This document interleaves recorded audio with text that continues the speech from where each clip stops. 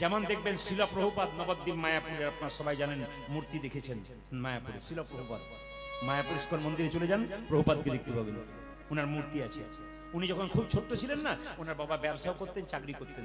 সকালবেলায় দরজায় বসে থাকতো, কোনো বৈষ্ণব পেরিয়ে গেলে বলতো একবার আসুন। ওনার বাবা বলতো একবার আসুন। বলে কি হয়েছে কি? আরে আসুন না। বলে কি হয়েছে? আরে বাবা আসুন আমার বাড়িতে। বৈষ্ণবকে টেনে বাড়ি আনতো। ছেলেটাকে বলতো, প্রভুপাদকে বলতো, তার তো ছোটবেলায় নাম ছিল অভয়চরণ, এক কাজ কর বাবা, প্রণাম কর, পেন্নাম কর, পেন্নাম কর। আর বৈষ্ণব থেকে বলতো আমার ছেলের মাথায় হাত দিয়ে একটু বলুন যেন রাধারানীর কৃপা হয়।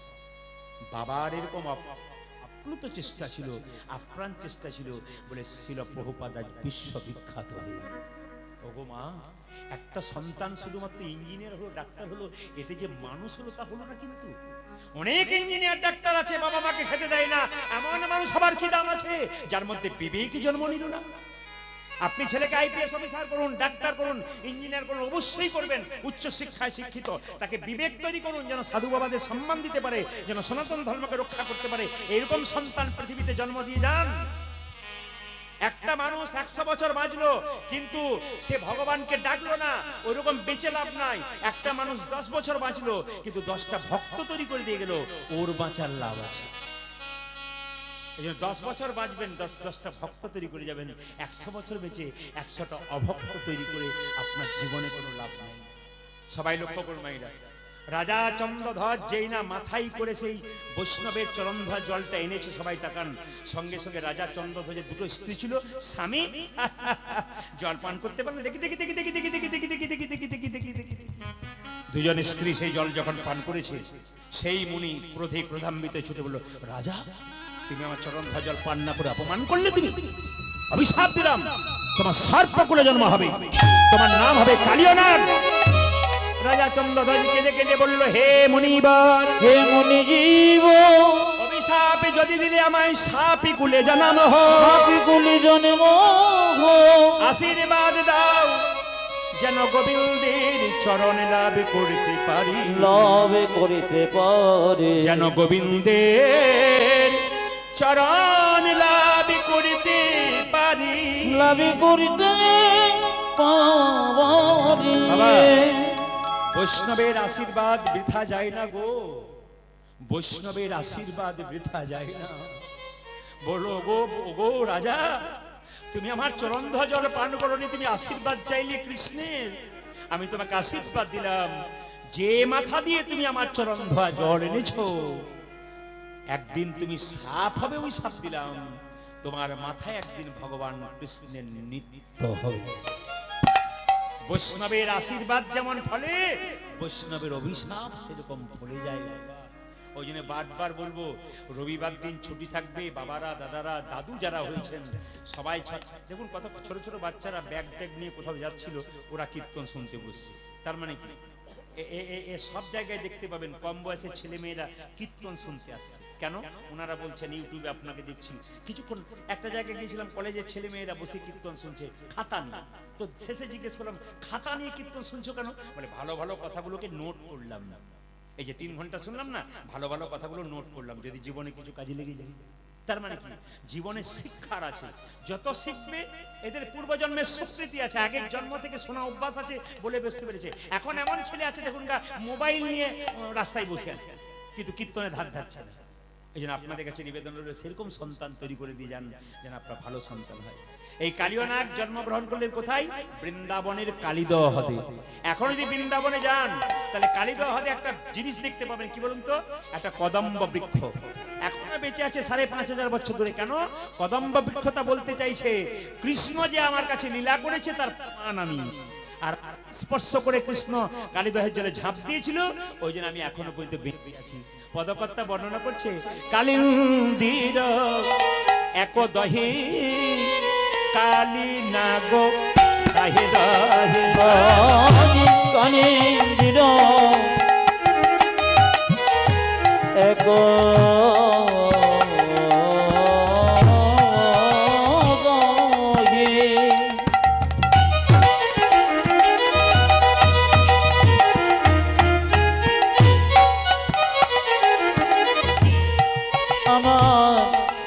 কালী নাগো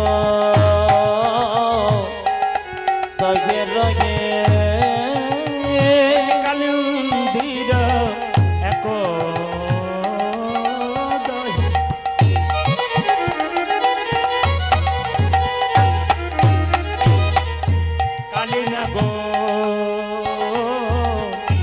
তাহেরা আজ কালিন্দির এক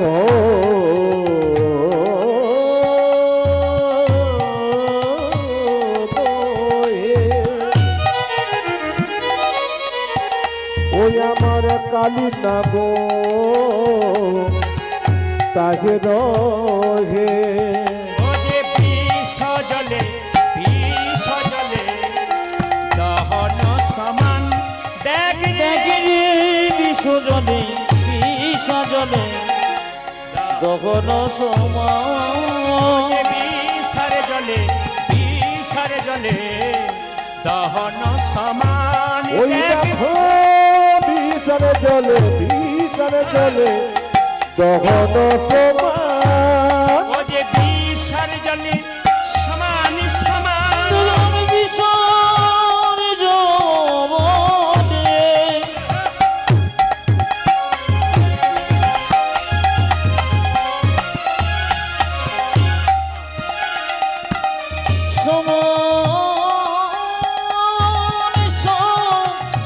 ও যে কালিন্দির একদহি বিষার জলে সমান সমান উজাদি কালিন্দির একদহি বিষার জলে সমান উজাদি সমান কালিন্দির একদহি উজাদি কালিন্দির একদহি উজাদি বিষর জলে সমান সমান বিষজনে গগন সমান মায়েরা গ্রহণ কিন্তু ছেড়েছে আপনার সব একবার উদ্ধৃতি দিন গ্রহণ ছেড়েছে নেতাই গৌর হরি গৌর হরিবোল হরিবোল হ্যাঁ চন্দ্রগ্রহণ কিন্তু মুক্তি পেয়েছেন আপনারা চন্দ্রগ্রহণ পরিপূর্ণ হয়ে গেল খুব মাথায় কাপড় নিন সবাই এই সময় চন্দ্রগ্রহণ একবারে শেষ হয়েছে সবাই মায়েরা তাহারয়ু পরিবাই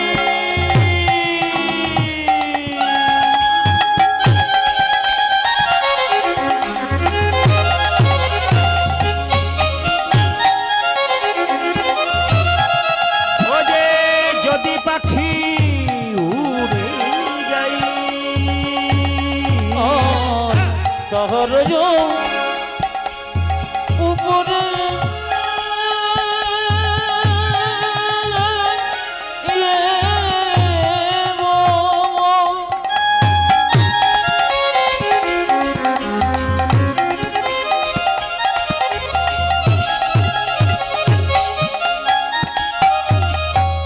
পাখি উড়ে উলধ্বনি সবাই পাখি উঠছে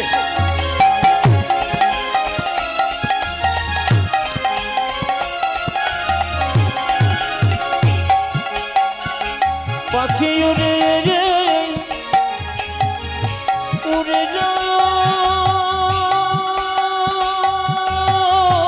বিবল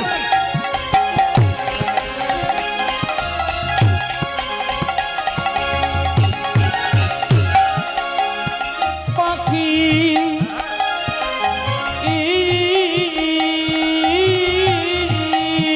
বেশ বেশ উড়ে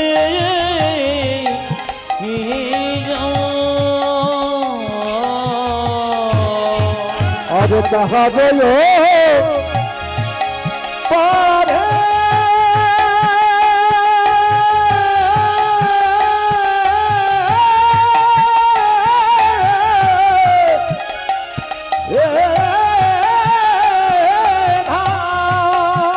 হারি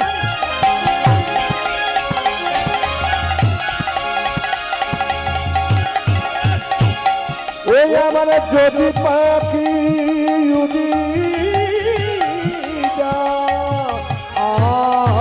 বিষের জ্বালাই তেজয়ে প্রাণ লাগে বিশি জনাই জয় প্রাণ বিষের জ্বালাই তেজয়ে প্রাণ ওই লাগে দেখো বিচির জ্বালায় আমরা কোনো অপরাধ করি নাই আমরা কোনো অপরাধ করি নাই প্রভু ও যে কোনো অপরাধ করি নাই কোনো অপরাধ করি না নাই প্রভু দোষে প্রাণ হারালাম কোনো অপরাধ করি নাই প্রভু। আমরা বিনা দোষে প্রাণ হারালাম কোনো অপরাধ করি না ওই প্রভু। আমি না দোষে প্রাণ হারালাম কোনো অপরাধ করি না ওই প্রভু। আমি না দোষে প্রাণ হারালাম কোনো অপরাধ করি না প্রভু। কোনো অপরাধ করি নাই প্রভু কিসে জানাই জয় প্রাণ। জোরে বলুন রাধা রানী কি। এইদিকে এইদিকে এইদিকে, যার ভেতরে হিংসা আছে, যার ভেতরে বিবাদ আছে, তার ভেতরে কালীয় নাগ আছে। আস্তে বাবা, সবার কাছে নিবেদন রইল, যার ভেতরে হিংসা আছে, বিবাদ আছে, তার ভেতরে কালীয় নাগ আছে। সবাইকে একটা কথা বলবো, ধরুন আপনি কৃষ্ণ ভক্ত, আপনি হরিনাম করছেন, পাশের বাড়ির লোক আপনার ক্ষতি করার চেষ্টা করছে, আপনি জানতেই পারলেন না, কিন্তু পরিষ্কার জেনে নিন, ভগবানকে যদি কেউ ধরে থাকতে পারে আর যদি নিজ কর্ম করতে থাকে, আপনার খারাপ যদি পাশের বাড়ির লোক করতে চেষ্টা করে, আপনি বুঝতে পারলেন না, ভগবান কিন্তু তার ব্যবস্থা আপনা আপনি করে দেবে। একটু প্রমাণ দেখে নিন সবাই, এইদিকে আস্তে আস্তে আস্তে আস্তে সবাই প্রমাণটা দেখে নিন। যেমন শাস্ত্র বলছে, মদ ভক্ত যত্র গচ্ছন্তি তত্র গচ্ছামি পার্থিব, ভক্তানুমনো গচ্ছন্তি মুক্ত স্থিতি বিষয়। মানে কি মা, আমি খুব সহজ করে বোঝাই। আপনার বাড়িতে একটা গাভীর বাছুর হয়েছে, ধরুন আপনি গাভীটাকে দড়ি দিয়ে বেঁধেছেন আর বাছুরটাকে ছেড়ে দিয়েছেন। বলুন তো, গাভী কি দড়িতে বাঁধা থাকবে না ছটফট করবে? জোরে বলুন, জোরে বলুন, কি করবে? কেন করবে বলুন তো? যদি বাছুরটাকে কেউ কেড়ে নেয়, যদি বাছুরটা খালে বিলে পড়ে যায়, যদি বাছুরটা আমার চোখের আড়াল হয়ে যায়, সেরকম যিনি কৃষ্ণ ভক্ত, তিনি হরিনাম করতে করতে রাস্তা দিয়ে চলে যাচ্ছেন মায়েরা, সে যদি কোনো বিপদে পড়ে বা কেউ যদি তাকে কষ্ট দেয়, তার জন্য ভগবান দেখবেন তার পেছনে গাভীর মতো ছটফট ছটফট ছটফট করে চলতে থাকে। এই জন্য অনেকে বলে না যে কোনো চিন্তা নেই, গোবিন্দের নাম যখন শুনতে এসেছো ঘরের চিন্তা করো না। পণ্ডিত বললেন, মান মানা মদ ভক্ত মদ জাজিমাং নমস্কুরু। হ্যাঁ,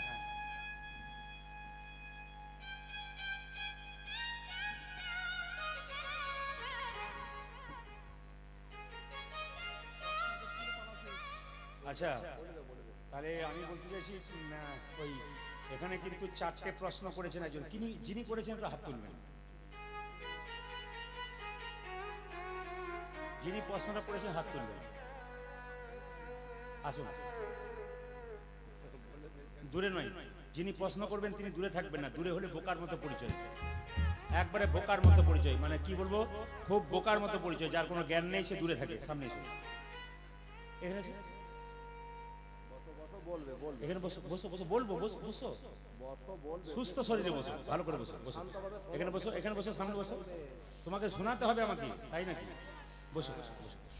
ও প্রশ্ন করেছে গলায় তুলসীর মালা ধারণ করলে কি হয়। তাহলে আমি এখন কোন দিকে যাব, মানে ওই দিকে যাচ্ছিলাম, ওই দিকে না এইটার দিকে। এই যদি 4টে প্রশ্ন করেছে আর 1 ঘন্টা সময় আছে, তাহলে 1/2 ঘন্টা কিন্তু এতেই যাবে। কি করবো বলুন, কোনটা করবো বলুন? তাহলে তাহলে শোনো, একটা কথা বলি, আমি সুন্দর বলি, আমি 4টে প্রশ্ন উত্তর দেবো, খুব সংক্ষেপে দেবো, কিন্তু আমি একটা শিক্ষা দিয়ে যাই, সবাইকে শিক্ষা দিয়ে যাই। কীর্তন চলাকালীন বুদ্ধিমান ব্যক্তি যারা হয়, তারা নিজেকে জাহির করার জন্য কোনোদিন কাগজে বা কোনো প্রশ্ন আসরে করেন না। ঠিক কি ভুল? জোরে বলুন। ঠিক। কারণ যত জায়গায় আসর হয়, যারা বুদ্ধিমান ব্যক্তি হয়, তারা দেখবেন চুপচাপ কীর্তন শোনে, কোনো প্রশ্ন করে না। যদি তার জানার ইচ্ছা থাকে, আমি তো এখানে আছি, আমার বাসা থেকে কাগজটা নিয়ে গিয়ে, বাবা এই প্রশ্ন উত্তরগুলো একটু বলুন, আমি বলে দেবো।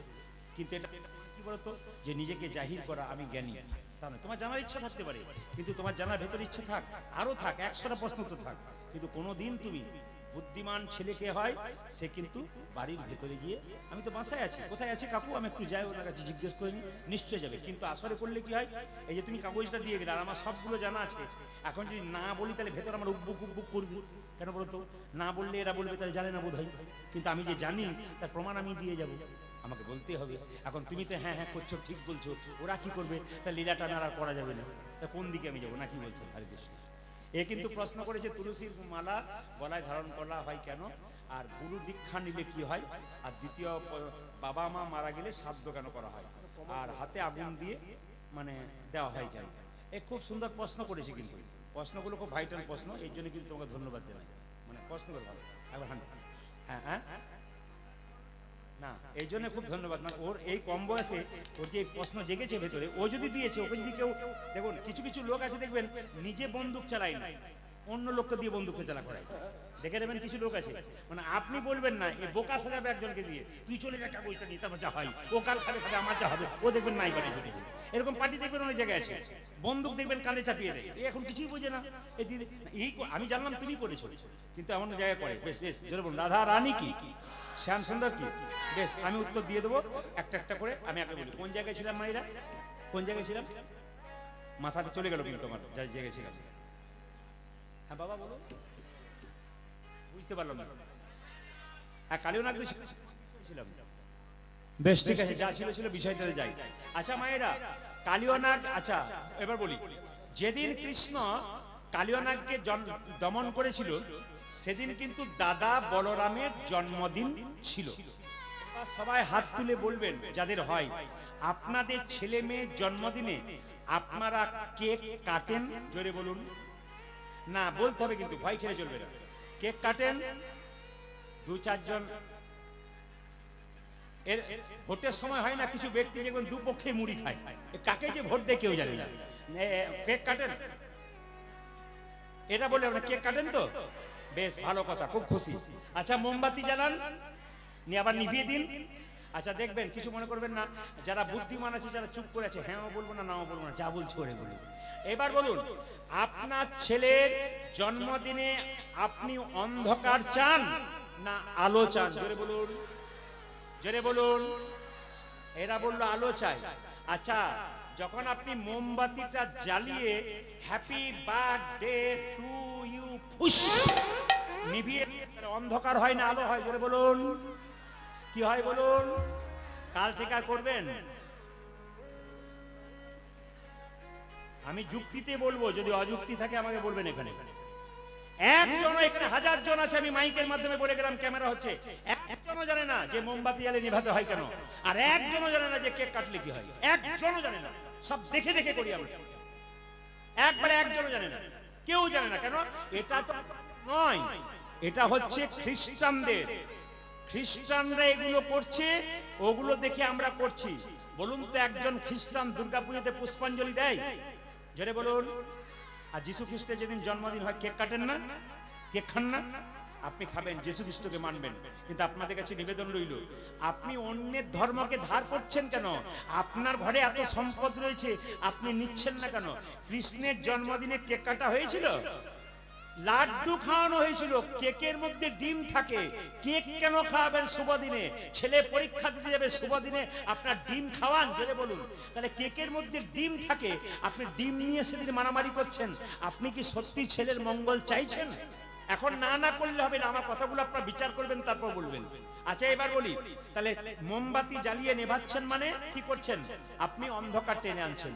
আমাদের সনাতন ধর্মে কি শিক্ষা দিচ্ছে দেখুন, যেদিন ছেলের জন্মদিন সেদিন প্রত্যেকটি মা একটা করে ঘিয়ের প্রদীপ গোবিন্দের চরণে জ্বালাবে, আর ঘিয়ের প্রদীপটা দিয়ে বলবে, হে প্রভু, এই প্রদীপটা যেমন জল জল করে জ্বলছে, আমার ছেলের জীবন প্রদীপ যেন দীর্ঘদিন ধরে জল জল। এত সুন্দর কথা লেখা আছে, এখানে হাত তুলে ফেললেন, আর মোমবাতি নেবানোর সময় কজন হাত তুলেছে? তাহলে আমার ঘরে এত সুন্দর ধর্ম রয়েছে, আমার এত সুন্দর শিক্ষা রয়েছে, এগুলো না নিয়ে আপনারা উল্টো জায়গায় যাচ্ছেন। দুই, তাকাবেন। দুই, আচ্ছা মায়েরা, আপনার ছেলের যেদিন জন্মদিন হলো সেদিন বাড়িতে পার্টি দেয় অনেকে, ছোট হোক বড় হোক। আর কি করা হয়? কয়েকটা পশু কিংবা পাখি কাটা হয়। আচ্ছা বলুন তো, আপনার ছেলের জন্মদিনে যদি 5টা পাখি কাটা হয়, ওটা সেই পাখি 5টা কার জন্য কাটা হলো? আপনার ছেলের জন্য না অন্য কারোর জন্য? জোরে বলুন। আপনার ছেলে তার কারণ। তাহলে 5 জনের প্রাণ নিয়ে আপনার ছেলের হ্যাপি বার্থডে কোনোদিন হয়? জোরে বলুন। 5 জনের প্রাণ চলে গেল আপনার ছেলের জন্য, আর আপনি হ্যাপি বার্থডে করছেন? আপনার আঙুলটা যদি আমি চাই কেটে দাও তো আমি ঝোল করে খাবো, আপনি দেবেন? তাহলে একটা জীবন যখন যাবে, যাবার সময় ছটফট ছটফট ছটফট করতে করতে প্রাণ বেরিয়েছে, কত অভিশাপ দিয়ে গেছে আপনার ছেলেকে যে আমার জন্য প্রাণ যাচ্ছে, কার জন্য প্রাণ যাচ্ছে? হে প্রভু, যার জন্য প্রাণ যাচ্ছে তুমি একমাত্র বিচার করো। ও মৃত্যুর সময় বলে গেছে, কিন্তু আপনি বুঝতে পারেন নাই আপনার ছেলে অভিশাপ আপনি কুড়িয়ে নিয়েছেন। এই জন্য বারবার বলবো, মা কেক কাটেন আর মোমবাতি জ্বালান, আগে কিন্তু প্রদীপটা জ্বালাবেন। আর কি করবেন, অন্তত একটু পরমান্ন পায়েস তৈরি করে গোবিন্দের চরণে দিয়ে বলবেন, হে প্রভু, বলে কি আমার ছেলে যেন ভবিষ্যতে প্রসাদ ভোজি হতে পারে। সুন্দর কথা লেখা আছে, অথচ আমরা কোন দিকে যাচ্ছি? সবাই লক্ষ্য করুন, ভগবান শ্রীকৃষ্ণ যখন দেখলেন যে কালিয়নাগ মায়েরা, দেখুন ভগবানকে কেউ শত্রু রূপে পায়, কেউ মিত্র রূপে পায়, কেউ বন্ধু রূপে পায় না।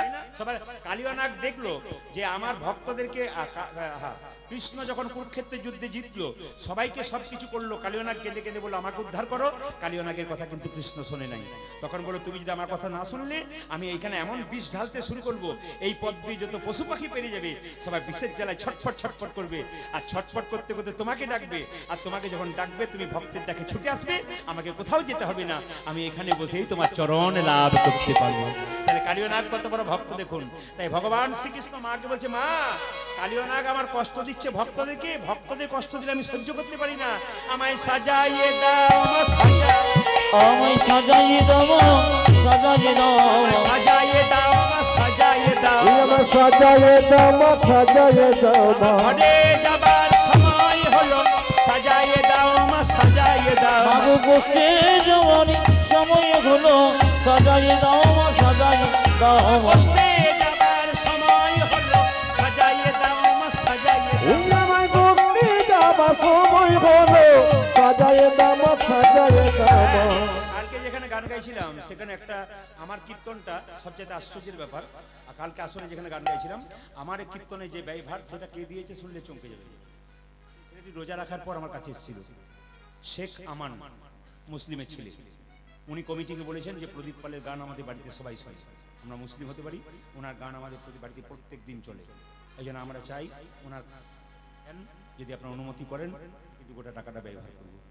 সেটা নিজে আমাকে কীর্তনের আগে টাকা পেমেন্ট করে বললেন, আমি রোজা রেখেছি, রোজা সারতে যাব, আমি আমার শেখ আপনার কীর্তন খুব ভালোবাসি, আমি টাকাটা দিলাম, আল্লাহর কাছে প্রার্থনা করবেন যেন আমি ভালো থাকতে পারি, ঈশ্বরের কাছে প্রার্থনা করবেন ভালো। উনি একটা সুন্দর কথা বললেন যে মসজিদের ইট, মন্দিরের ইট, এদের মধ্যে কোনো বিবাদ নাই, মসজিদের সিমেন্ট, মন্দিরের সিমেন্ট, এদের মধ্যে কোনো বিবাদ নাই, বিবাদ আমাদের মধ্যে চলছে।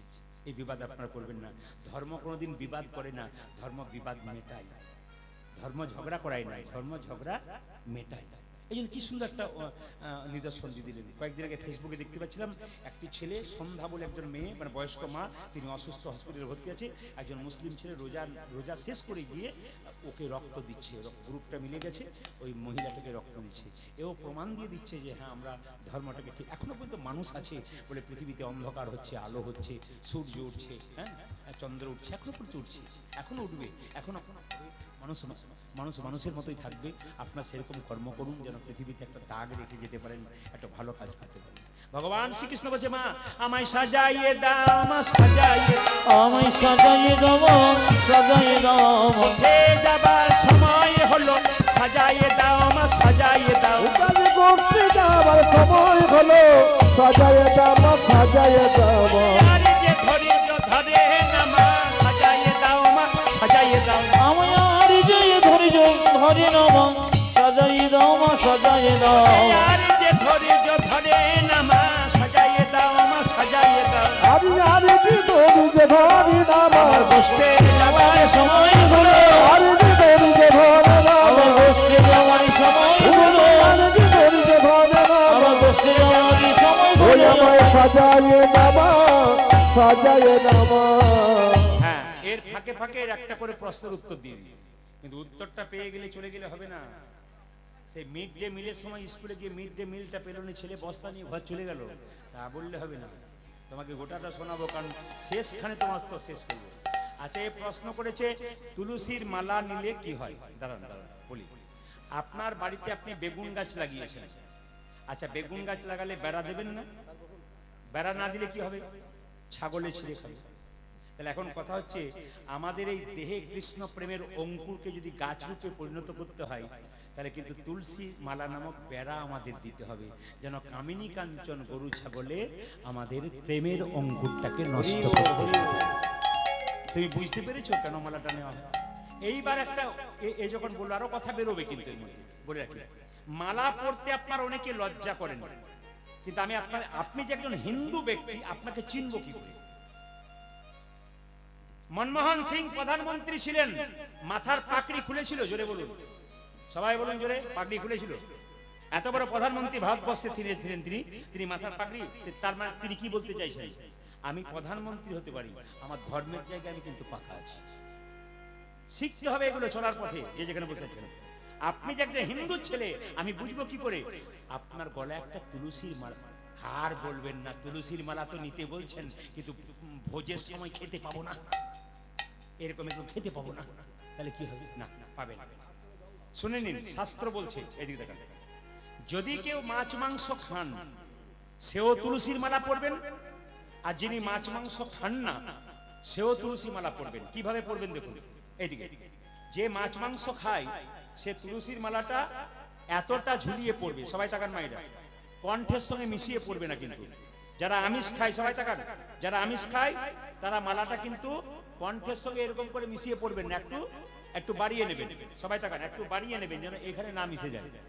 আর যারা মাছ মাংস খান না, নিরামিষ খান, তারা গলার মালাটা এখানে কণ্ঠের সঙ্গে লাগিয়ে পড়তে অসুবিধা নেই। দুই, সবাই শুনবেন, মালা যদি আপনারা পড়তে পারেন, মা মানে কি? অভিষ্ট, লা মানে কি? ফল। আপনি যে গোবিন্দকে পাওয়ার অভিষ্ট ফল, এটা কিন্তু পাবে। অনেকে বলে আমি মালা পড়ি না কারণ মাছ মাংস খাই তো পাপ হবে, কারণ মাছ মাংস খেয়ে মালা পড়লে পাপ হয়, আর মাছ মাংস না খাওয়া আর ওই মালা না পড়ে কেউ যদি মাছ মাংস খায় তার পাপ হয় না? মালা না পড়ে যা হয়, মালা তার চাইতে ওষুধটা লাগাও, যদি তোমার খাওয়া থেকে কিছুটা কমে যায়। লোকে তোমাকে প্রশ্ন করতে পারে, এই মালা পড়েছিস আর খাচ্ছিস, তোমার বিবেক মাঝে মাঝে ধাক্কা দিতে পারে। মালাটা একটা ওষুধ, এটা কিন্তু গলাতে আপনাকে রাখতে হবে। এবার 2 নম্বর প্রশ্ন একটু পরে দেবো, ঠিক আছে? জোরে বলুন রাধে রাধে, একটু জোরে বলুন রাধে রাধে, আর একটু জোরে বলুন রাধে রাধে। আচ্ছা মায়েরা, কৃষ্ণ চললো কালিয়নাগকে দমন করতে, আমাদের কালিয়নাগকে দমন করতে হবে। আচ্ছা, এ সংসারে কেউ কারো, জোরে বলুন, আমি জোরে শুনতে চাই, এ সংসারে কেউ কারো, বাচ্চারা বলিস না বাবা, ওরা বলুন, মায়েরা ওরা বেশি জানে, এ সংসারে কেউ কারো, একটু জোরে বলুন, এ সংসারে কেউ কারো, একটু বুঝে বলবেন। কিন্তু ধরুন আপনার স্বামী আপনাকে কথা দিচ্ছে 1 সপ্তাহ পর একটা সোনার মালা দেবো, এখন যদি এখানে এসে বলেন এই সংসারে কেউ কারো নয়, উনি বলবেন আর দেবার দরকার নাই। দেবে না কেন? দেবে আপনি, কারণ আপনি নয় নয় করছেন কেন? এটা এখানে বললেন ভালো করলেন, ঘরে বলবেন না। আচ্ছা বলুন, প্রমাণ দেখুন সংসারে কেউ কারো নয়, প্রমাণ দেখুন মায়েরা, আমি প্রমাণ দেবো আপনাদের। আচ্ছা এইদিকে তাকাবেন। আচ্ছা, কেউ যদি মারা যায়, সে যে জামাটা পরে মরবে সেই জামাটা তার সঙ্গে দেয় না জামাটা খুলে বাক্সে রেখে দেয়? জোরে বলুন, জোরে বলুন। মালা জামাটা সঙ্গে দিয়ে দেয় না? জামাটা সঙ্গে দেয় না? ধরুন জামা পরে কেউ মরে গেছে, একটা জামা পরে, ওই জামাটা রেখে দেন না সঙ্গে দেন? ওইটা আমি জিজ্ঞেস করছি, দিয়ে দেয়? হ্যাঁ দেখুন, এসেই বলেছে দিয়ে দেয়। আচ্ছা মায়েরা, দিয়ে দেয়। আচ্ছা, যে বিছানাতে শুয়ে থাকে, মরে গেলে সেই বিছানাটা বা গুটিয়ে ঘরে রাখেন, নিয়ে পাঠিয়ে দেন ওকে একা, না বিছানা? জোরে বলুন কোনটা দিয়ে? জোরে বলুন, এইদিকে কাউকে জিজ্ঞেস করবেন, আপনি বলুন দিয়ে দেন না কি করেন? দিয়ে দেন। আচ্ছা, যে সোনার মালাটা পরে মরে, ওই মালাটা কি করে? বাবা, ওইটার বিলাতে দেখো তার বিলাতে, হ্যাঁ ওইটা দেবে না কিন্তু। তাহলে সত্যি কি আপনাকে ভালোবাসে না সোনার মালাকে ভালোবাসে? এ সংসারে কেউ কারো নয়। আপনারা তো কিছুক্ষণ আগে রামায়ণ মহাভারতের কথা শুনলেন। একটু মাঝে মাঝে বন্ধ, মানে একটা জন্য বন্ধ, হট করে চালু আছে, হট করে বন্ধ হয়ে যাচ্ছে। জয় নিতাই, ঠিক আছে সবাই তাকান। এ সংসারে কেউ কারো নয়, সবাই তাকান। প্রমাণ কি?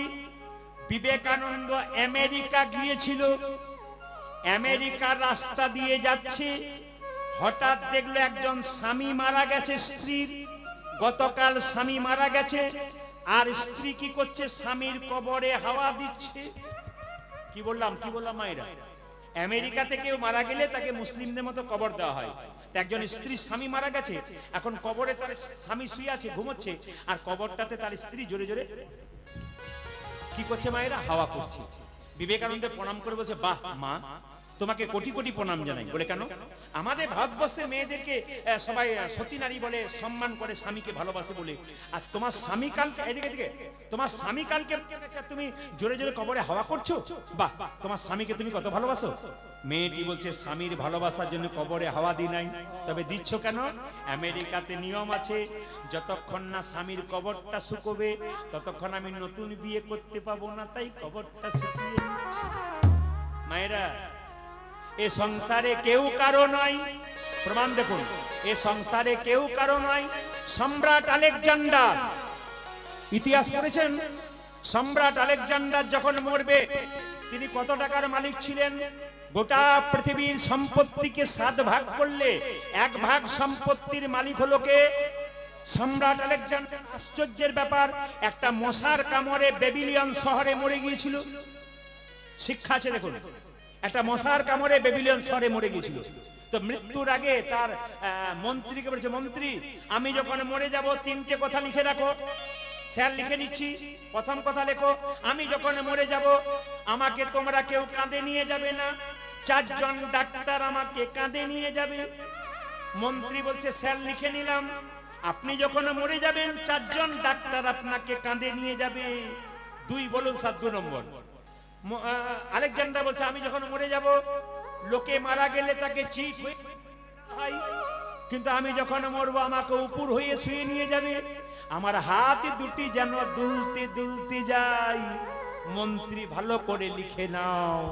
মন্ত্রী লিখে নিল, স্যার লিখে নিলাম, আপনি যখন মরে যাবেন আপনাকে উপর হয়ে শুয়ে দেবো, আপনার হাতগুলো এরকম করে দুলতে দুলতে যাবে।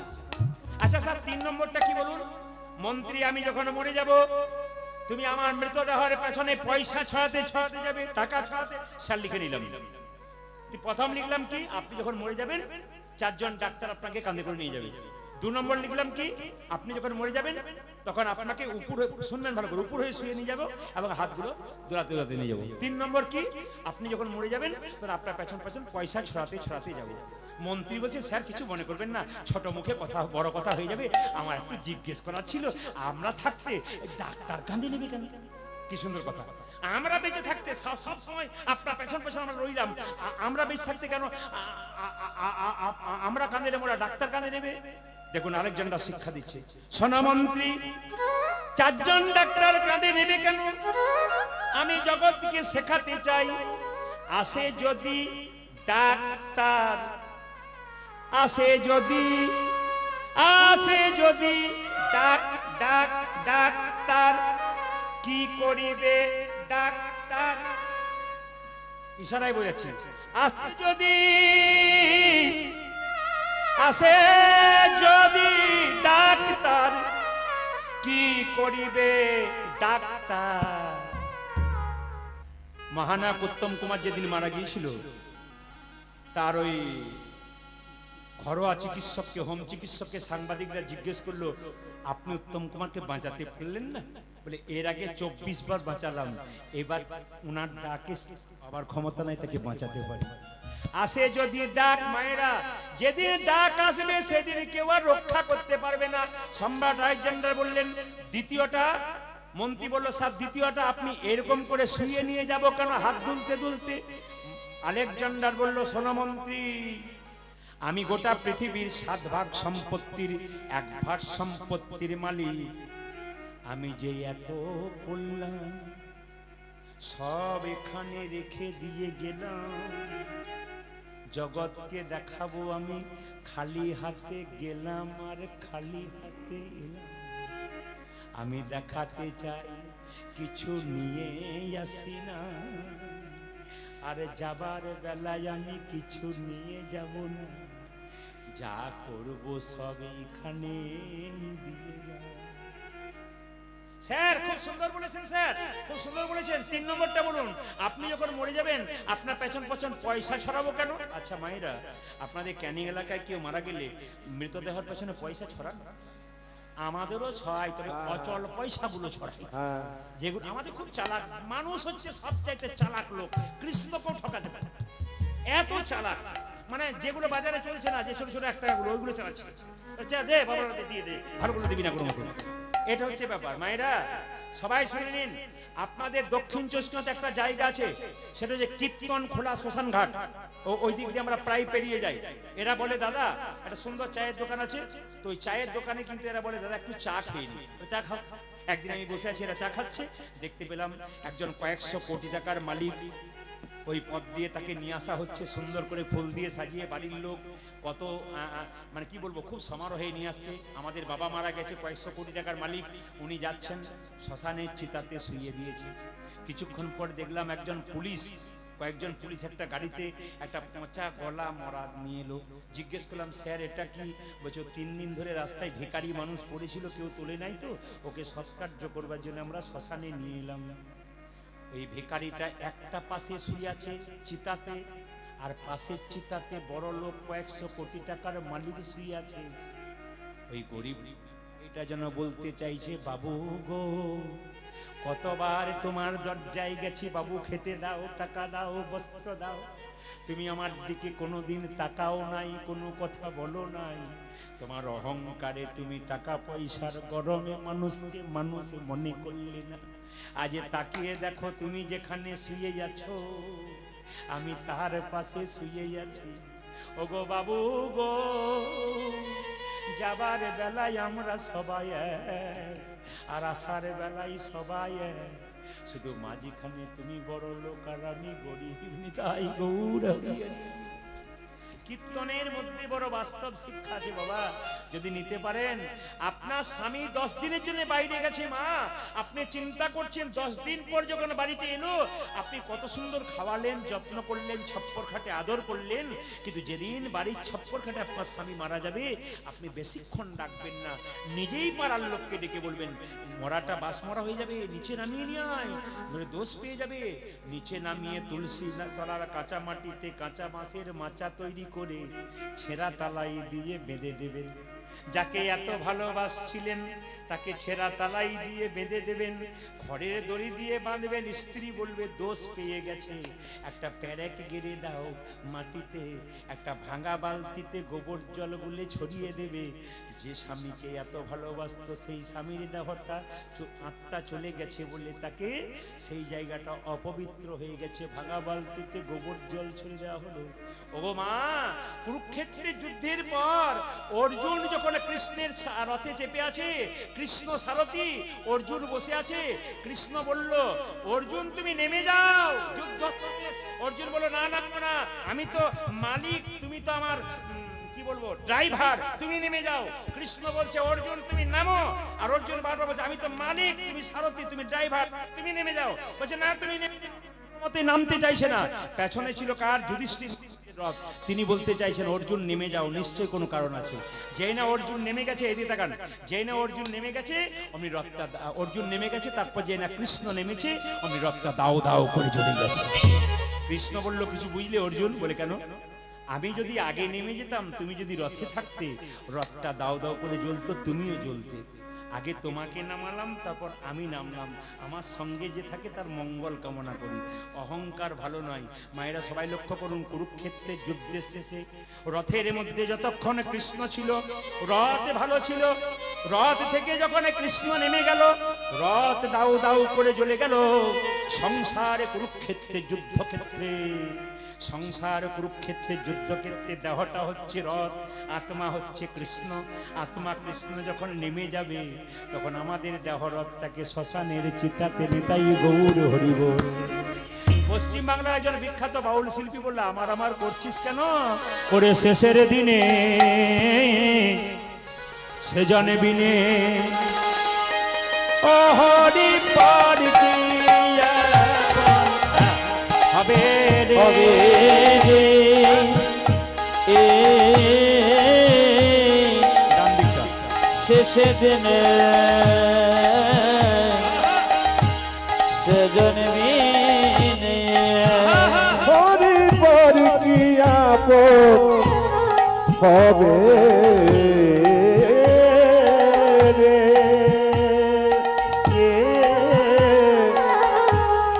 শেষের দিকে সেজন বেদে কেউ বা কাটে ছাড়ে রোবা, কেউ বা পাকায় দড়ি। আমার কেউ উলুধ্বনি মায়েরা, উলুধ্বনি কি বল? ঝড়ের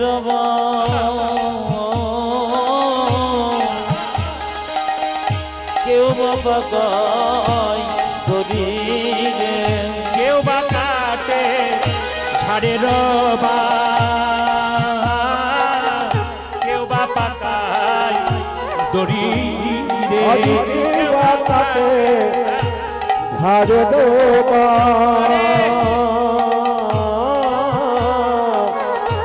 কেউ বা পাকায় দড়ি রে।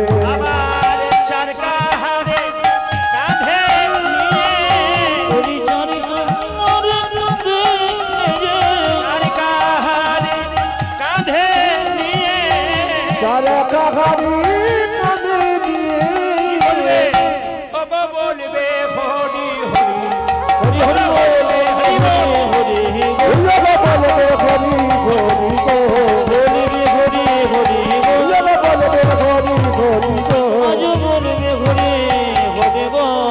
শেষের দিকে সেজন বেদে মায়েরা, এইদিকে এইদিকে। কেউ যদি মারা যায়, স্ত্রী পুত্র কন্যা দু চার দিনের জন্য কাঁদে, একজন সারা জীবনের জন্য কাঁদে। কে? ওগো মা কাঁদিবে, বাবা বাছা ভগ্নি কাঁদে, ভাই আমার মতো দিবে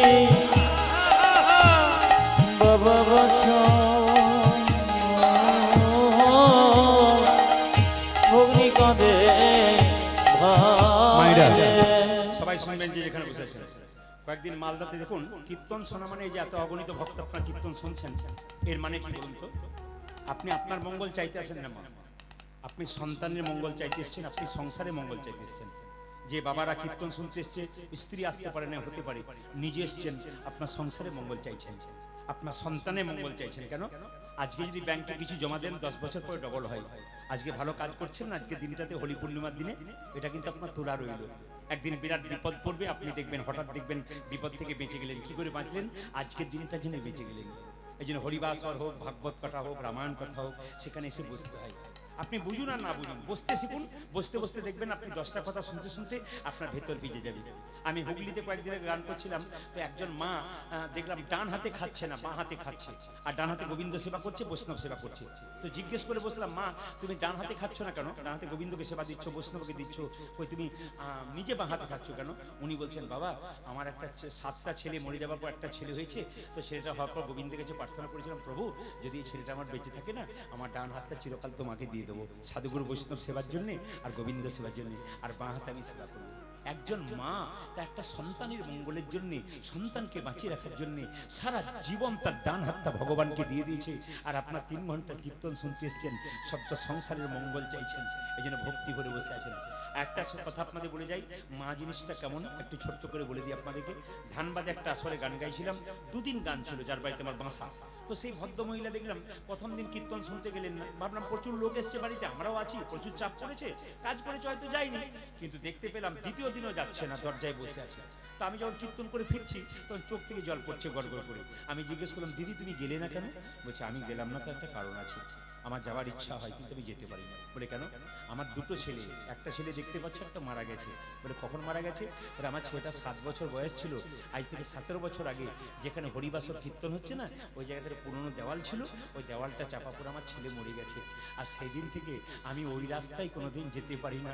আমার ওইখানটার কথা মনে পড়ে গেলে আমার খোকার মুখটা মনে পড়ে যায়। আমি কোনো মতেই, আমার বাড়ির সবাই যায়, কিন্তু আমি যে মা কেমন জিনিস দেখুন, সারা জীবন ওইদিকে যাই না, অন্য রাস্তাতে যাবে কোথাও, আত্মীয় ঘর কোথাও, কিন্তু ওই রাস্তা বলছে আমি ওই রাস্তাটা আমি দেখবো না, মৃত্যুর আগে, মরার পরে আমাকে নিয়ে যাবো, ওইদিকে আমার ক্ষতি নাই। যতদিন বেঁচে থাকবো, আমার সন্তান ওখানে মারা গেছে, ওইটুকু বাচ্চা অবস্থায় দেওয়াল চাপা পড়ে কত কষ্ট পেয়েছে, আমি ওই জায়গাটা দেখতে পারবো না। হরিনাম হোক আর যাই হোক, মা কি জেদ দেখুন, কত সন্তানকে ভালোবাসে। ওগো মা কাঁদিবে, বাবা বাছা ভগ্নি কাঁদে, ভাই আমার মন বাবা বাছা অগ্নি কাঁদে ভাই রে মা কাঁদবে বাবা বাছা অগ্নি কাঁদে ভাই আজ মা কাঁদিবে বাবা বাচ্চা ভগ্নি কাঁদে ভাই রে আমার ঘরের মনি কাঁদে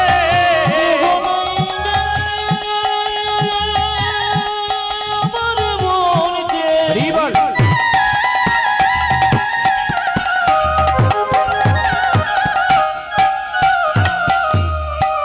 এই সংসারে আমার মরিতে আর কে গো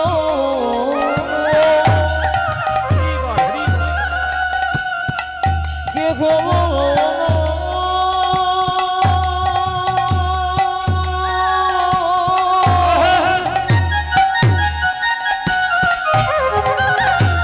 আমার মরিতে আর কে গো কে গো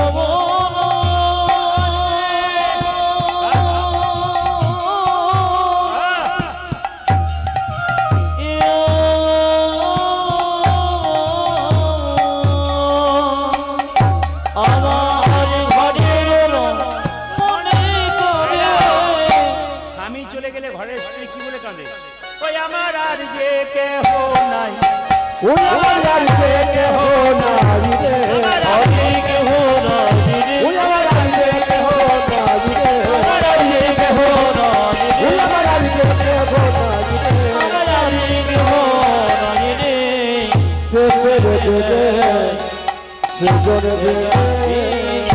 ভগবান শ্রীকৃষ্ণ বলছে মা আমাকে সাজিয়ে দাও কি করবি মা গই আমি চড়াবো বাছুর ও মা মা গই আমি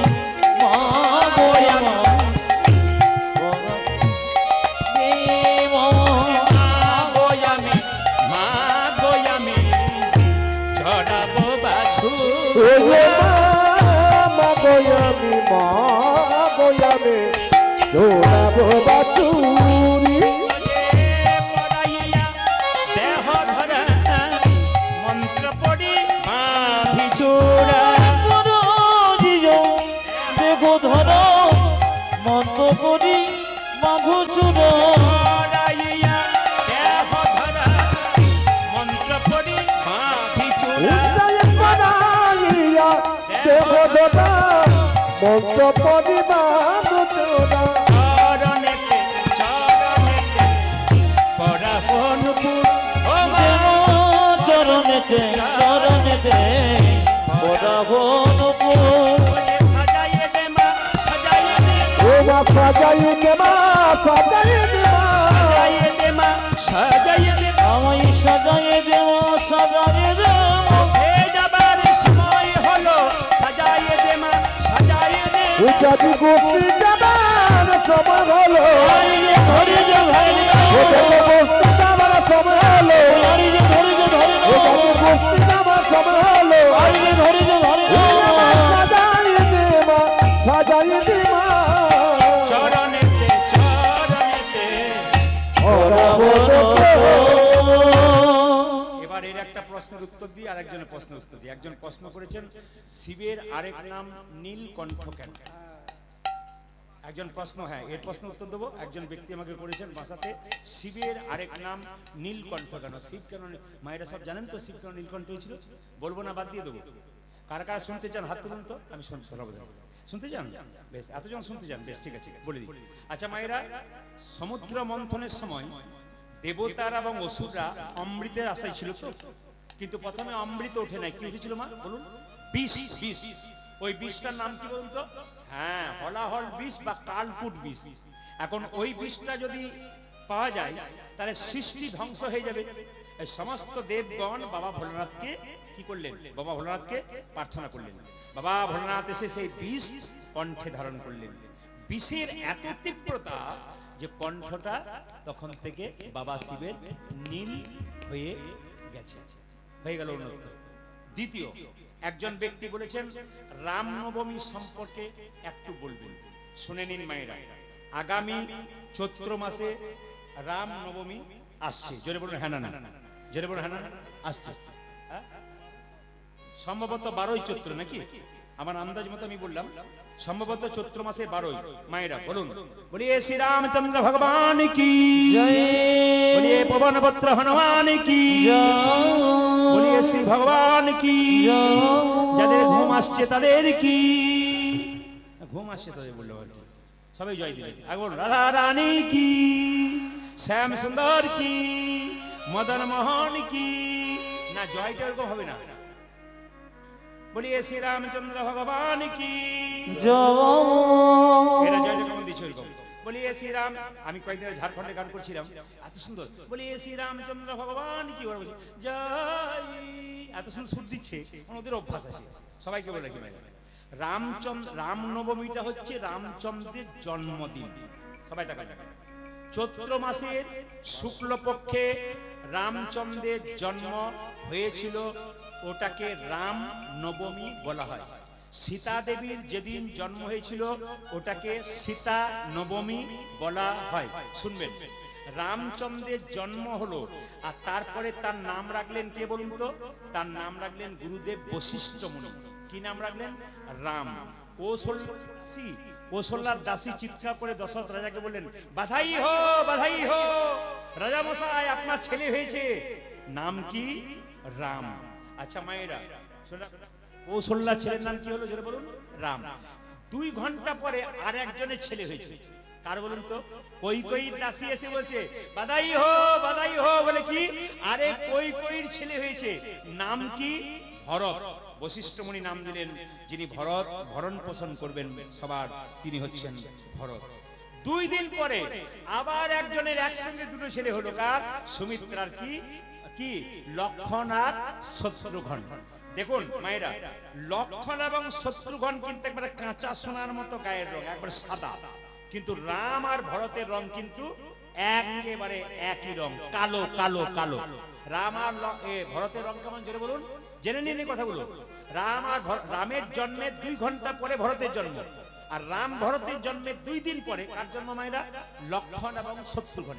সবাই শুনবেন তো, লক্ষণ শত্রুঘ্ন খুব পরিষ্কার। এবার দেখুন, তাহলে রামের পরে মেজ ভাই কে হচ্ছে? ভরত, তারপর লক্ষণ শত্রুঘ্ন।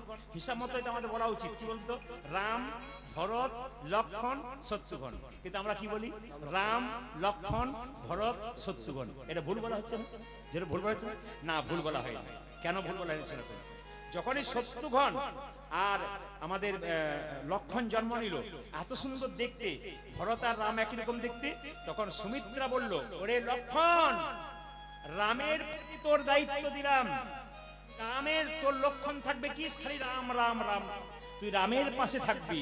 আর ওরে শত্রুঘ্ন, ভরতের উপর তোকে দায়িত্ব দিলাম, ভরতের সঙ্গে সঙ্গে তুই থাকবি, ভরত তোর দায়িত্ব পালন করবে, তুই ভরতের দায়িত্ব পালন করবি। ওই জন্য বাবা, রামের সঙ্গে লক্ষণ থাকে বলে রাম লক্ষণ, আর ভরতের সঙ্গে শত্রুঘ্ন থাকে বলে ভরত আর শত্রুঘ্ন। আগামী রামনবমীর দিনে আপনাদের মায়েরা, রামচন্দ্র জন্ম নিয়েছিল 12:15 থেকে 12:15 মধ্যে। কি বললাম?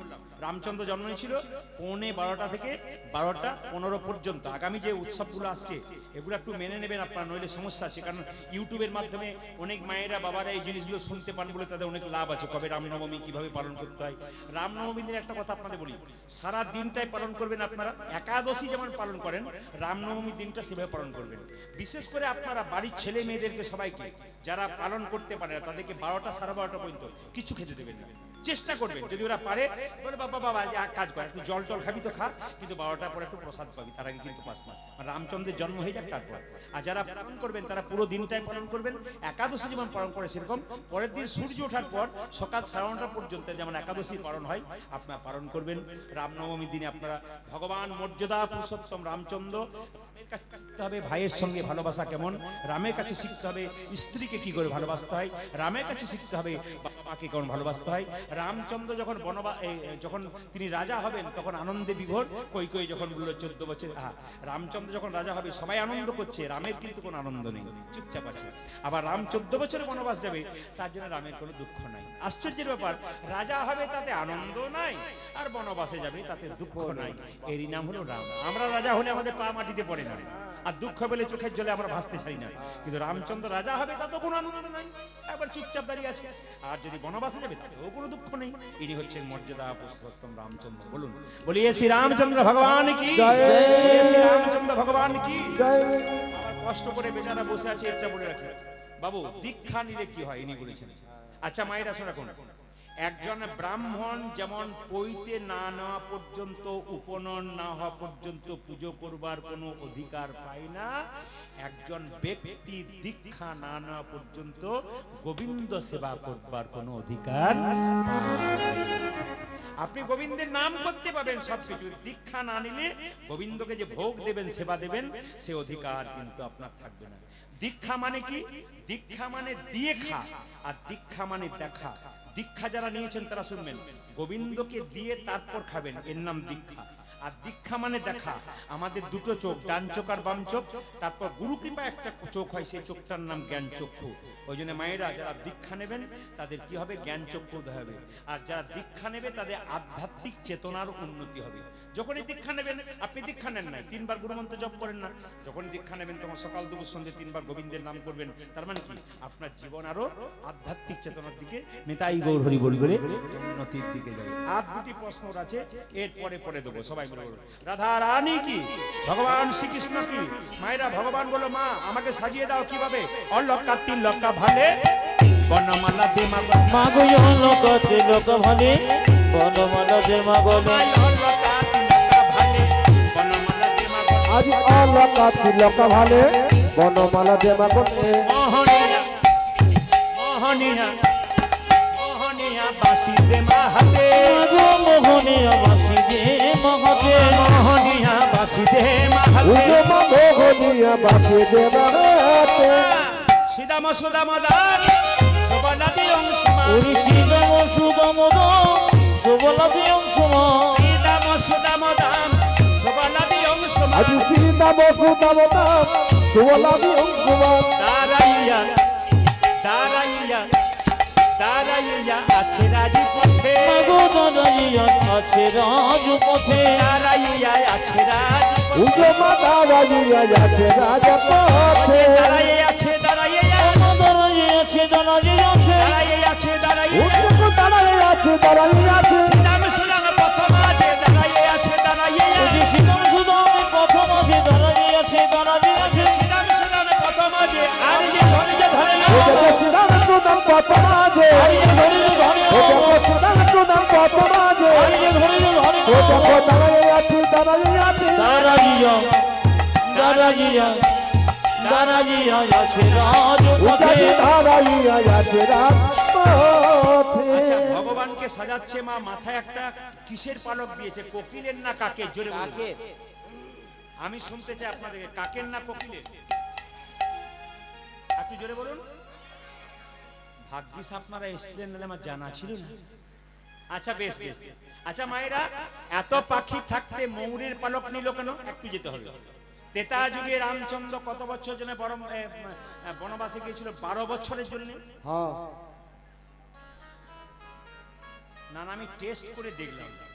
আমি যখনই বললাম ত্রেতা যুগে রামচন্দ্র 12 বছর বনবাসে গেল, 2-4 জন মা বলছে 12 বছর হইল। 2-4 জন 14 বলেছে, বাকি কিন্তু আমি দেখতে পাচ্ছি 12 বছর জন্য গেল। আপনি কি ঠিক ভুল বলবেন? আচ্ছা বেশ বেশ। মায়েরা, রামচন্দ্র কত বছরে বনবাসে গেল? 14 বছর। এবার সবাই লক্ষ্য করুন, 12 বছরে বনবাস চাইলো না, 16 বছরে বনবাস চাইলো না, 14 বছর চাইলো কেন? এইদিকে এইদিকে শিক্ষা আছে কিন্তু, এই প্রত্যেকটি কথাতে শিক্ষা আছে। তত্ত্বের গান শুনতে গেলে না খুব ছোট ছোট শিক্ষা আছে, বহুত বড় করতে গেলে তো অনেকক্ষণ, তাহলে পদ গাওয়া যাবে না, তাহলে পদও গাইতে হবে, ছোট ছোট কথাগুলো বলতে হবে। সবাই শুনবেন। মায়েরা, আপনার বাড়ি থেকে কোনো ছেলে যদি বেরিয়ে চলে যায়, 12 বছর পর্যন্ত যদি বাড়ি না ফেরে, আপনি তার সন্ধান না পান, তবে আপনি তার সাধ্য কাজ করাতে পারেন।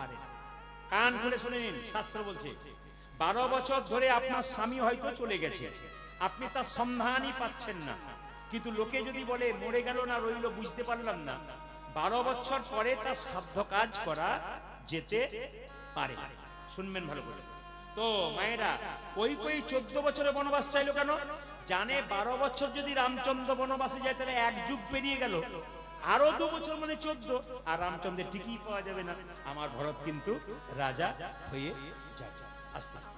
2 সবাই শুনবেন যে এখানে বসে আছেন, আমি কিছুক্ষণ আগে বলেছিলাম এর জন্য যে যেখানে বসে আছেন এদের জন্য, যে মাথায় কেন ময়ূরের পালক টানা হয়। রামচন্দ্র 14 বছর জন্য বনবাসে গেল, তখন দেখবেন সীতাকে নিয়ে গেল, যেটা বলুন যায়নি, সীতাকে হরণ করলো কে? রাবণ। একটা পাখি বাধা দিয়েছিল, পাখিটার নাম কি জোরে বলুন? হনুমান। আচ্ছা, কানে কম শুনি জোরে বলবেন। জটায়ু পাখি নাকি? আচ্ছা মায়েরা, জটায়ু বাধা দিয়েছিল, জটায়ুর ডানা, জটায়ু কে কাটলো? জটায়ু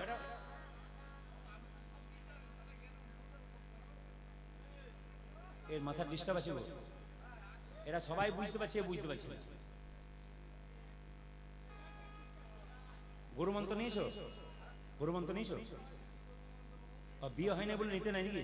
বিয়ের আগে যদি মরে যাও, বিয়ের আগে যদি মরে যাও, ও তাহলে তো এর মাথার দোষ আছে, অকালে যাবো বলছি। ঠিক আছে, কৃপা হোক, কৃপা হোক, তোমার কৃপা হোক, ভালো থাকো। তোমাকে কেউ গুলি, তোমাকে একে কেউ বন্দুক দেওয়া করেছে, বুঝতে পারছেন তো? এ কিচ্ছু বোঝে না। এ ক নম্বর প্রশ্ন আছে? 3 নম্বর প্রশ্নটা কি লিখেছো বলো তো? 3 নম্বর প্রশ্নটা কি লিখেছো? হাতে আগুন না কেন? আচ্ছা বেশ, চলো বলুন রাধা রানী কি? আচ্ছা বেশ, জটায়ু পাখি ডানা কে কাটলো মায়েরা জোরে বলুন? রাবণ। কেটেছে তো? আচ্ছা যখন কেটেছে, আচ্ছা কিছু মনে করবেন না, যখন কেটে দিয়েছে জটায়ু ছটফট ছটফট করছে, রামচন্দ্র ছুটে যাচ্ছে, সীতা সীতা বলে দেখতে পাচ্ছে জটায়ু ছটফট ছটফট করছে। জটায়ু তোমার এই অবস্থা কে করলো? রাবণ। আমি আর বাঁচবো না প্রভু, মৃত্যুর আগে আমার একটা মনের ইচ্ছা পূর্ণ করো, বলো তুমি কি চাও? সঙ্গে সঙ্গে জটায়ু বললো আমি চাই জন্মে জন্মে তোমার সঙ্গ লাভ করতে। আমি কথা দিলাম আগামী তারপর আমি কৃষ্ণ হব, তুমি হবে ময়ূর পাখি, তোমার পালক আমি মাথায়। আচ্ছা মায়েরা বলুন তো, ময়ূরের পালকটা ডান দিকে থাকে না সোজা থাকে না বাঁ দিকে থাকে? জোরে বলুন, কোন দিকে থাকে বলুন? বাঁ দিকে। আচ্ছা কৃষ্ণ এরকম দাঁড়িয়ে আছে, বাঁ দিকে ময়ূরের পালকটা নিয়ে দাঁড়িয়ে আছে। এবার বলুন তো মায়েরা, বাঁ দিকে কেন রইল, সোজা কেন রইল না, ডান দিকে কেন রইল না, বাঁ কেন রইল? কি কারণ? কারণ এখন ময়ূর দেখবেন মায়েরা, বাড়ির মধ্যে অনেকগুলো মেয়ে থাকলে একটু ঝগড়া হয়, কাজ কাজ করে ঝগড়া হয়, কিছু নিয়ে একটা হয়, যে আমি খেটে খেটে মরবা তো টিভি দেখবি, খালি ঝগড়া হয় না? প্রায় হয়। তো সবাই লক্ষ্য করুন, ভগবানের শরীরে যারা আছে তাদের মধ্যে ঝগড়া হচ্ছে।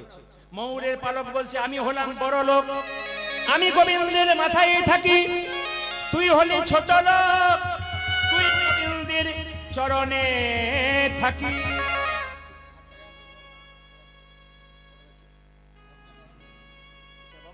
7:52 বাজছে, তো আমি কি আর কিছুক্ষণ গাইবো না ছেলে? তবে যেভাবে এঁটে সেটে বসছেন, আমার আজকে সিদ্ধান্ত না আছে 3টে পর্যন্ত কীর্তন করবো। রাজি আছেন? 3টে মানে ভোর 3টে পর্যন্ত, 3 ঘন্টার কথা বলছি।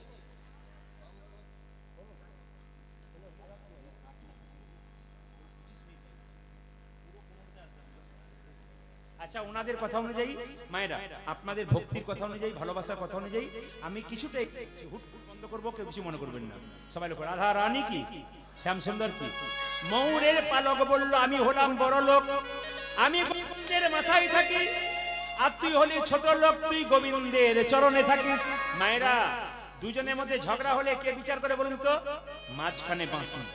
বাঁশি বলছে শোনে রে ময়ূরের পালক, এই জগতে যত সাধুগুরু বৈষ্ণব থাকে, এরা কোনদিন গোবিন্দের মাথায় থাকতে চায় না, মাথায় থাকতে চাই না। এই জগতে যত সাধুগুরু বৈষ্ণবে থাকে, বৈষ্ণবে থাকে, তারা গোবিন্দের চরণে ধরে থাকতে চায়, গোবিন্দের চরণ ধরে থাকিতে চাই। ওরে নুপুর রে, ওরে নুপুর রে, তুই সর্বশ্রেষ্ঠ জায়গা পেয়েছিস। নুপুরের আনন্দাত হচ্ছে না, নুপুরে জিতং জিতং জিতং বলে জিতং জিতং বলে গোবিন্দের রাঙা চরণ পেয়ে জিতং জিতং জিতং গোবিন্দের রাঙা চরণ পেয়ে জিতং জিতং জিতং গোবিন্দের রাঙা চরণ পেয়ে আর আনন্দ ধরে না আজ রে, গোবিন্দ রাঙা চরণ পেয়ে আর আনন্দ ধরে না আজ রে, গোবিন্দ রাঙা চরণ পেয়ে আনন্দ ধরে না রে। যেতন যেতন যেতন বলে নুপুরটা কোথায় থাকে? গোবিন্দের চরণে। আচ্ছা, ডান পায়ে আর বাঁ পায়ে নুপুর থাকে, কোনটা ছোট কোনটা বড়? গোবিন্দের ডান পায়ে যে নুপুর সেটা হচ্ছে কি মায়েরা, নুপুরটা হচ্ছে বড়, আর বাঁ পায়ে নুপুরটাকে ছোট। আমি যাব জায়গাতে আপনাদের বুঝিয়ে দেবো, সবাই লক্ষ্য। এখন বলে দিই, ময়ূর পুচ্ছ কেঁদে কেঁদে বলছে, নুপুর রে তুই তো প্রতিদিন গোবিন্দের চরণ ধুলো মাখিস, আমি তো কোনোদিন মাখতে পাইনি, আমাকে আশীর্বাদ করে যেন আমি গোবিন্দের চরণ ধুলো মাখতে পাই। বাঁ দিকে হেলে আছে আর কেঁদে কেঁদে বলছে, নুপুর রে গোবিন্দ যখন গোচরণ থেকে ফিরে আসবে তুই দিবি দিবি ধুলা উড়াইয়ে দিবি। ওরে নবো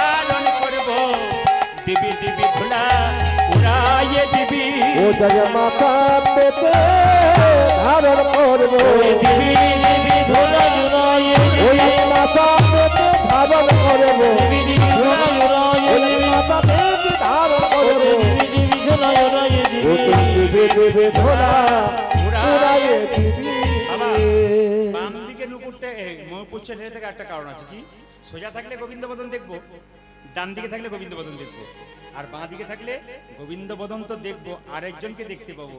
আমি রাধা বদন দেখতে পাবো, রাধা বদনে দেখে দেব রাধা বদন দেখতে পাবো, ওই আমি রাধা বদন দেখতে পাবো তাই তো আমি হেলে রইব, রাধা বদন দেখতে পাবো। আমি তাই তো মানে হেলে রইব রাধা বদনে দেখতে ওই পাবো। আমি তাই তো হেলে রইব